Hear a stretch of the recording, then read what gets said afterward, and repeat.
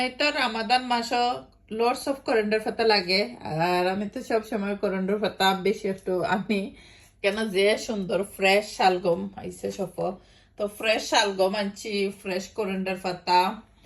আর রামাদান আইবার আগে রোজার একটা শপিং করা লাগে, আলাদা ভেজিটেবল সব তো আসলে লর্ডস অফ কাঁচামরিচ আনছি তো হকা যত কাঁচামরিচ লাগে ডাইল ফুরিও তা কত তা তো আসে না ফাকুরতা বানাইতে অনেকটা রেসিপি বানাইতে কাঁচামরিচ যতটা লাগে।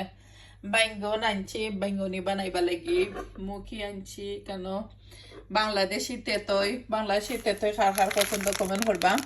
আমি তো লন্ডন ও বাংলাদেশি তেতুই দেখলেও কিনা লই যাই, জিফার পানি আগে লাগে তেতুই দেখার লগে লগে লবণ দিয়ে খাইলা।